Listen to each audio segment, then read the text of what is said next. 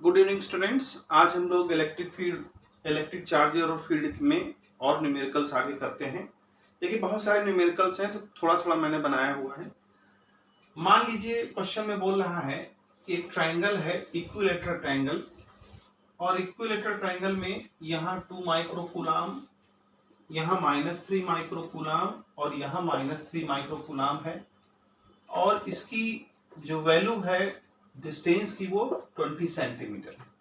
अगर इसको हम कन्वर्ट कर लें तो ये हो जाएगा 0.20 मीटर। हालांकि दिया 20 सेंटीमीटर है लेकिन इसको हम मीटर में कन्वर्ट कर लेंगे। अब देखिए यहाँ पर इसको हम कह सकते हैं ए, इसको कह सकते हैं बी और इसको कह सकते हैं सी। ये सारी 0.20 ये भी है, 0.20 ये भी है। क्वेश्चन में कहता है कि ए पॉइंट पर, सॉरी बीसी के मिड पॉइंट कोई मान ले एम है, इस मिड पॉइंट पर क्या ऐसा चार्ज रखें कि ए पर लगने वाला फोर्स इक्विलिब्रियम हो, मतलब ए पर जो फोर्स काम करे, ए चार्ज पर जो फोर्स काम करे वो जीरो हो जाए। तो देखिए हमको क्वेश्चन में रिक्वायर्ड क्या है, पहले ये लिख लें। रिक्वायर्ड है net force at A must be 0, ये हमको रिक्वायर्ड है। और m पे चार्ज भी पूछ रहा है कि m पर चार्ज कितना होगा और उसकी मैग्नीट्यूड क्या होगा। मान लीजिए m पर हमने q चार्ज रखा, उसका मैग्नीट्यूड भी आपको फाइंड करना है। दो बातें हैं कि m पर क्या चार्ज रखें, आप ऐसे भी समझ सकते हैं कि m पर क्या चार्ज रखें, क्या मैग्नीट्यूड होना चाहिए चार्ज का कि a पर लगने वाले सारे फोर्स नल एंड वाइट हो जाएं। तो अब यहां पर हम सबसे पहले ये देखेंगे कि ये जो -3 माइक्रोकूलाम है इस ए पॉइंट को क्या करेगा। तो चूंकि दोनों अपोजिट हैं इसलिए ए पॉइंट पर जो चार्ज होगा वो अट्रैक्ट होगा टुवर्ड्स द बी। इसको मान लें हम F1, ये भी -3 है, ये भी F1, सॉरी इसको F2 मान लें। अब देखिए सारे 60 डिग्री के हैं क्योंकि इक्विलेटरल ट्रायंगल है, तो ये मिड पॉइंट है तो ये हमारा 30 और ये भी 30 हो जाएगा। ये दोनों 30 पॉइंट्स 30 डिग्री के एंगल हो जाएंगे। अब देखिए F1 और F2 को हम पता कर लें। F1 कितना होगा 1/4 पाई एप्सिलॉन नॉट, चार्ज -3 तो माइनस नहीं रखेंगे, 3 × 2 Q1 Q2 और -6 मिलके -12 हो जाएगा। और डिस्टेंस क्या है आपकी 0.20 का होल स्क्वायर। क्लियर हो गई। अब इसी तरह से F2 आ जाएगा आपका same 1/4 pi epsilon not 3 × 2 × 10⁻12 upon 0.20 का होल स्क्वायर। अब चूंकि दोनों 60 डिग्री पे एंगल हैं तो आपने 11th में पढ़ा होगा वेक्टर में कि वेक्टर अगर दोनों का रिजल्टेंट फाइंड करें तो इन दोनों का रिजल्टेंट इस डायरेक्शन में आएगा जो कि नीचे की तरफ लगेगा। इसको हम F' मान लें। ऑब्वियस सी बात है कि इसी डायरेक्शन में आएगा। अब देखिए अगर ये फार्मूला होता है, आप जानते हैं कि दो एंगलों का रिजल्टेंट को आप इस तरह से निकाल सकते हैं F1² plus F2² plus 2F1 F2 और उनके बीच में cos 60 डिग्री। ये हमारा ट्रेडिशनल फार्मूला है। F1 का square F2² plus 2F1 F2 cos 60। देखिए cos 60 की वैल्यू 1/2 होती है, तो हम इसको देखिए बगैर सॉल्व करे आसानी से लिख सकते हैं। देखिए कैसे लिखेंगे, ज्यादा लंबा सॉल्व करने की जरूरत नहीं है। शॉर्टकट मेथड, cos 60 की वैल्यू 1/2 तो ये 2 से 2 कैंसिल हो जाएगा, ये 2 1/2 से कैंसिल हो जाएगा, F1 और F2 आएगा। अब देखिए हम देख सकते हैं कि F1 F2 सेम है, there is no any change. तो हम ये लिख सकते हैं कि F2 F1 के इज इक्वल टू है, यानी इक्वल है। तो F2 की जगह हम क्या लिख सकते हैं F1, यहां F2 की जगह हम क्या लिख सकते हैं F1। तो क्या हमारी इक्वेशन आ जाएगी √F1² प्लस ये भी F1² हो जाएगा और ये भी F1 हो जाएगा, तो F1 मिलके F1 स्क्वायर हो जाएंगे। अब ये सब क्या बनाएंगे, देखिए 3F1 स्क्वायर, यानी कि हमारा जो स्क्वायर रूट आएगा F1√3 आएगा। ये हमारा आंसर। अब करना क्या, देखिए आपको यहाँ बहुत सारी वैल्यूज रखने की जरूरत नहीं है। अगर इक्वल है तो बहुत वैल्यूज रखने की जरूरत नहीं, अपने आप सॉल्व हो जाएंगे। Shortcut method. अब F1 की वैल्यू तो हम जो जानते हैं ये वैल्यू रख देंगे। देखिए मैं पूरा नहीं सॉल्व करूंगा, सिर्फ आपको आइडिया दूंगा। ये देखते हैं, अगर सॉल्व कर देंगे तो ठीक है, अदरवाइज इतना न्यूमेरिकल वैल्यू तो आप सॉल्व कर ही सकते हैं।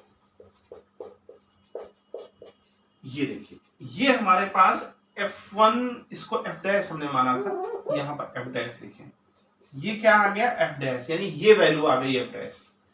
अब देखिए M पर अगर हम प्लस लेते, माइनस ले लें, मान लीजिए माइनस Q चार्ज ले लें। अगर माइनस Q चार्ज ले लेंगे तो ये क्या करेगा, इसको अट्रैक्ट करेगा। तो इस A पॉइंट पर जो फोर्स की बात हो रही है कि A पॉइंट पर फोर्स 0 लगे, तो लगेगा ही नहीं 0, क्योंकि अगर ये निगेटिव है तो ये क्या करेगा, अट्रैक्ट करेगा, तो सारे फोर्स इसी डायरेक्शन में लगेंगे। इसका मतलब A स्टेबलिश नहीं रहेगा अपनी जगह पर। अगर हम ये कहें कि ये अगर पॉजिटिव हो जाए, Q का मैग्नीट्यूड, उसका जो साइन है अगर पॉजिटिव ले लें, तो ये भी पॉजिटिव है, ये भी पॉजिटिव, तो क्या करेगा, इसको रिपेल करेगा। अगर ये रिपेल करता है मान लीजिए F" से, और इतना मैग्नीट्यूड इसका हो कि ये फोर्स और ये फोर्स आपस में इक्वल हो जाएं, तो A हमारा क्या हो जाएगा, अपनी जगह पर रखा रहेगा। तो कहने का मतलब ये है कि Q should be negative, sorry Q should be positive, पहली चीज, तो पहला आंसर। और Q की वैल्यू क्या हो, इसके लिए हम दोनों फोर्स को इक्वल कर दें, F' is equal to F'। बस अब आपका क्वेश्चन हो गया, इसमें कुछ नहीं करना है। अब देखिए कैसे करेंगे इसको। F" की वैल्यू कैसे निकालेंगे, तो पहले F' की वैल्यू तो हमारी ये रखी हुई है, तो यहां पर हम कर दें सॉल्व, इसको हम ऐसे लाइन से कर देते हैं। देखिए F' की वैल्यू ये लिखी हुई है, तो इसको हम लिख लें 1/4 पाई एप्सिलॉन नॉट 3 2 जा 6 इंटू 10⁻⁻12, और ये 0.20 है, तो 0.20 का होल स्क्वायर और √3 भी है। अब देखिए F" क्या होगा, ध्यान दीजिए ये मिड पॉइंट है, तो ये हमारा कितना हो जाएगा, 0.10। अब देखिए राइट एंगल ट्रायंगल से हम इसकी वैल्यू निकालेंगे, AM की वैल्यू निकालेंगे। तो AM की वैल्यू क्या आएगी, देखिए AM की वैल्यू आएगी AM स्क्वायर, ये हाइपोटेन्यूज है, तो 0.20 का होल स्क्वायर माइनस 0.10 का होल स्क्वायर। आंसर क्या आएगा, 0.30 का होल स्क्वायर। क्लियर हो गई बात, क्योंकि जब इसको आप माइनस करोगे तो 0.30 आएगा। देखिए वैसे भी आप चाहें तो इसको वैसे कर सकते हो, फैक्टर से A² माइनस B², एक बार ऐड करेंगे तो 0.20 हो जाएगा, स्क्वायर नहीं लगाएंगे, ठीक है। एक बार ऐड करेंगे और अगले स्टेप में हम घटा देंगे तो 0.10 हो जाएगा, यानी कुछ इस तरह से आएगा 0.10 और 0.30, A plus B A minus B, आसानी से। अब इसका क्या कर देंगे, स्क्वायर रूट ले लेंगे। देखिए इसको हम कर सकते हैं, इसको लिख सकते हैं 3 इंटू 10⁻⁻4, कैसे, 2 डेसिमल के प्लेस हैं, तो ये AM की स्क्वायर की वैल्यू आ जाएगी। क्लियर हो गई बात। ये हमारे डिस्टेंस काम आएगी, क्योंकि हमें फोर्स F" लेना है, तो ये F" फोर्स अब हम लिख सकते हैं 1/4 pi epsilon not Q1 Q2, यानी 2 इंटू, यहां पर हमने Q माना है तो Q, और 10⁻⁻12, क्योंकि इसको भी माइक्रो मान लिया हमने पहले से। क्लियर हो गई बात। अब यहां डिस्टेंस स्क्वायर, देखिए हमने स्क्वायर रूट नहीं निकाला है इसलिए, क्योंकि हमें डिस्टेंस का स्क्वायर यहां लिखना पड़ेगा, तो सीधे ये वैल्यू लिख देंगे 3 इंटू 10⁻⁻4। अब देखिए यहां पर ये कैंसिल हो जाएगा, ये कैंसिल हो जाएगा, ठीक है, ये आपका कैंसिल हो जाएगा, 2 3 जा, तो मतलब यहां से अब आप कुछ नहीं कर रहे हैं, आपको सिर्फ Q की वैल्यू फाइंड करनी है। तो अब Q की वैल्यू तो आप लोग फाइंड कर सकते हैं, इतना तो आप कर सकते हैं। देखिए हमने आपको बता दिया मैग्नीट्यूड इसका, उसका डायरेक्शन क्या होगा, मतलब इसका साइन क्या होगा, ये बता दिया मैंने, पॉजिटिव होगा। और यहां से आप अब इसकी वैल्यू फाइंड कर सकते हैं, क्योंकि हमारे पास यहां जगह भी नहीं है बोर्ड पे, अगर साफ करेंगे तो हम फिर से दोबारा आपको रिवाइज नहीं करा सकते। देखिए फिर से देखिए, हमको दिया क्या था, 3 चार्ज दिए थे ए, बी और सी। क्वेश्चन में हमसे पूछा गया था कि इसके बीसी के मिड पॉइंट पर ऐसा क्या चार्ज रखें कि ए पर जो चार्ज रखा हुआ है उस ए पर रखे हुए चार्ज पर कोई भी फोर्स काम ना करे। तो जाहिर सी बात है कि उस पर नेट फोर्स 0 होना चाहिए। तो हमने इस कुछ नेगेटिव माना, तो नेगेटिव पॉजिटिव को क्या करेगा, अट्रैक्ट करेगा, ये भी अट्रैक्ट कर रहा है। इन दोनों का रिजल्टेंट हमने ले लिया एफ डैश, वो हमने यहां निकाला एफ डैश, देखिए ठीक है। अब इसकी बारी है, अगर ये नेगेटिव हो जाए तो ये प्लस वाले को अपनी तरफ अट्रैक्ट करेगा, वो हमें चाहिए नहीं क्योंकि दोनों फोर्स एक ही डायरेक्शन में काम करेंगे, तो ए पॉइंट पर जो रखा चार्ज है वो बिल्कुल भी स्टेबल नहीं रहेगा। उसके लिए हमें क्या करना पड़ेगा, इस क्यू चार्ज को पॉजिटिव करना पड़ेगा। अगर ये क्यू चार्ज पॉजिटिव होगा तो ये रिपेल कर देगा, और जब रिपेल कर देगा तो ये दोनों फोर्स इक्वल हो जाएंगे। अगर क्यू की वैल्यू हम ऐसी लें तो हम क्या करें, एफ डैश और एफ डबल डैश को हम इक्वल कर दें, यही हमारी डिमांड है। यहां पर हमने एफ डैश की वैल्यू लिखी है, एफ डबल डैश की वैल्यू लिखी है, मैंने सॉल्व नहीं किया, ये आप लोगों के लिए रखा हुआ है, आसानी सॉल्व हो जाएगा। ये वैल्यू निकालने के लिए आपके पास ये फार्मूला है, राइट एंगल का फार्मूला जो आप लगाते हो, हाइपोटेन्यूज का square is equal to perpendicular का स्क्वायर प्लस बेस का स्क्वायर। यहां पर सॉल्व करने की जरूरत नहीं है, इतना टाइम नहीं होता है कि सॉल्व करें वहां पर, क्योंकि एग्जामिनेशन 3 घंटे का पेपर होता है, बहुत सारी चीजें होती हैं।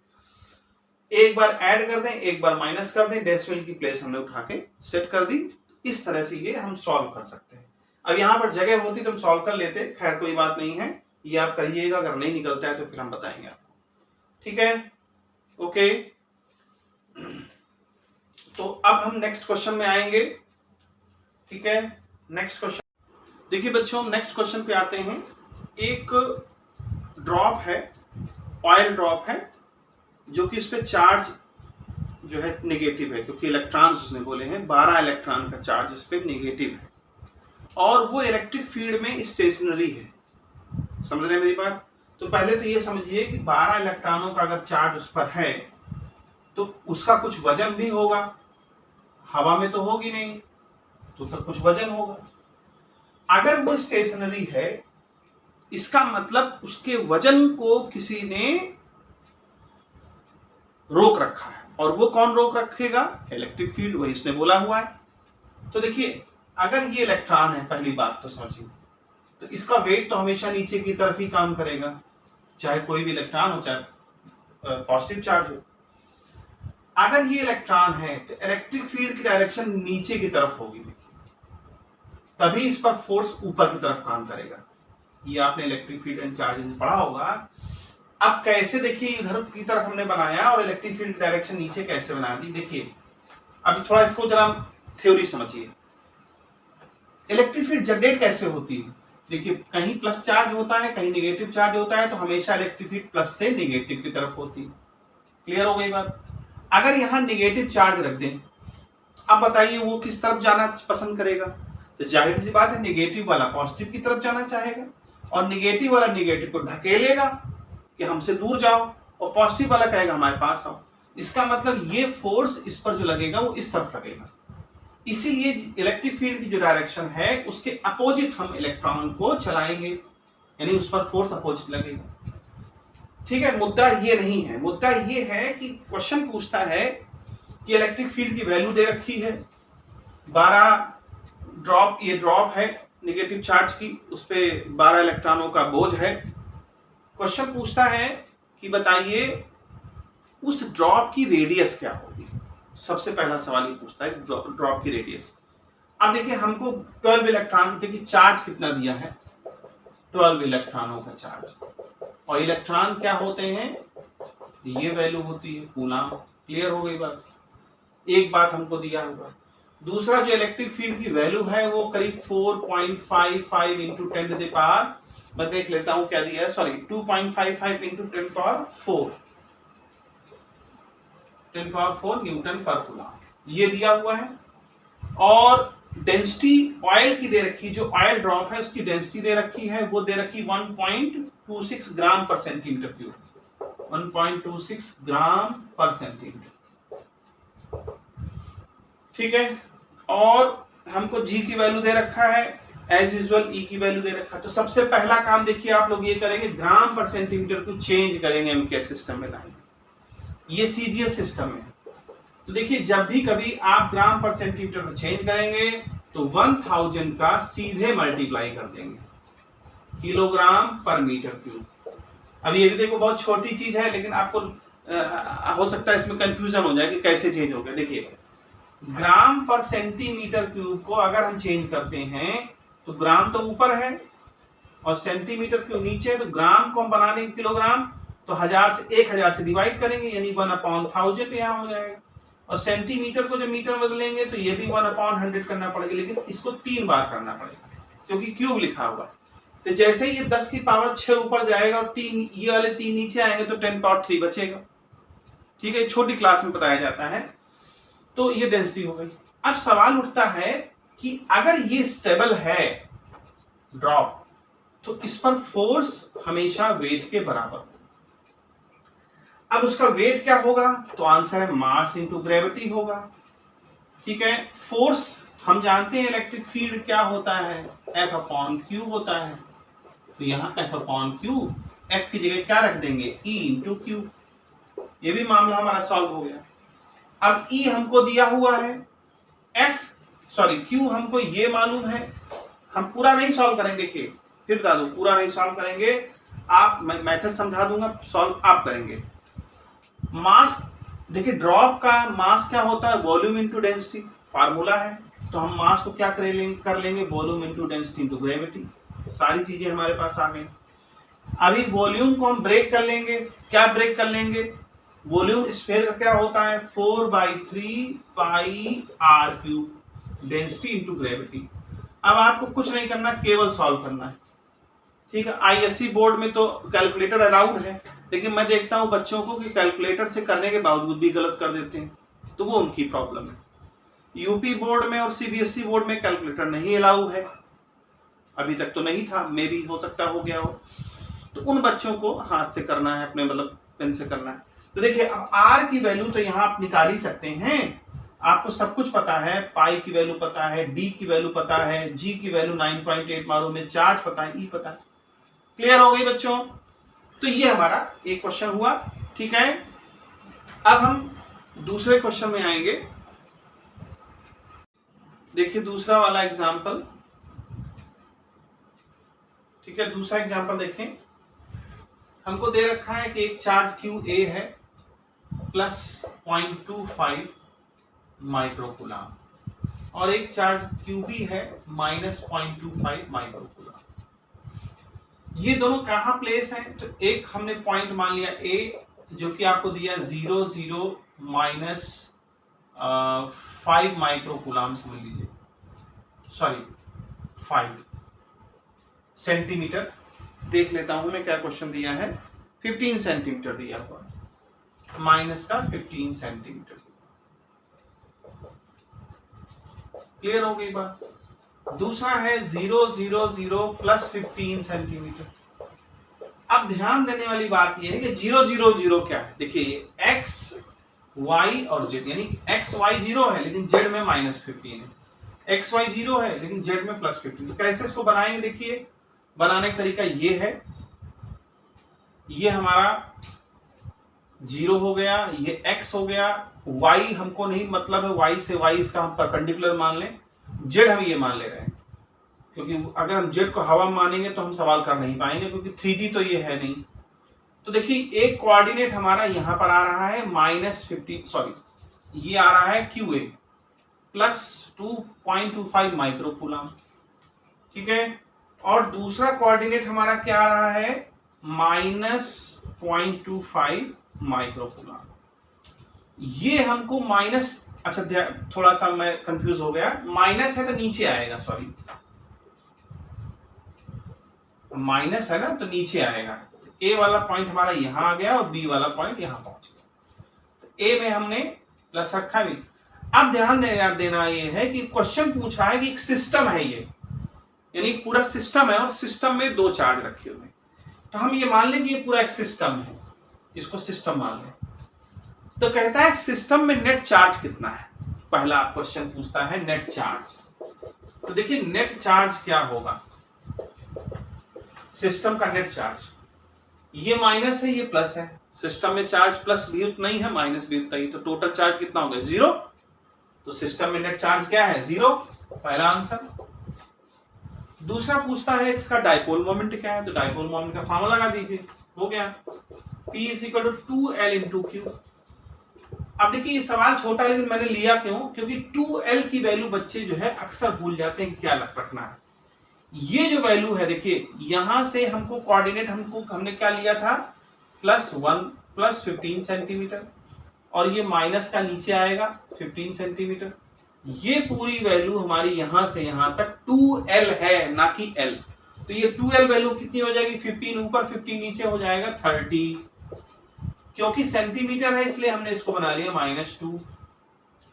अब डिस्टेंस हो गया, चार्ज कोई भी either charge according to definition, ठीक है। तो यहां पर हम लोग क्या रखेंगे, 2L की वैल्यू, देखिए क्वेश्चन अब यहां 2L की वैल्यू कितना है, ये पूरी है, तो 2L की वैल्यू क्या आ जाएगी, जो हमने लिया था 2L की वैल्यू आ जाएगा 30, 15 ये 30 हो जाएगा, सेंटीमीटर है तो क्या हो जाएगा ये -2 मीटर बना लें।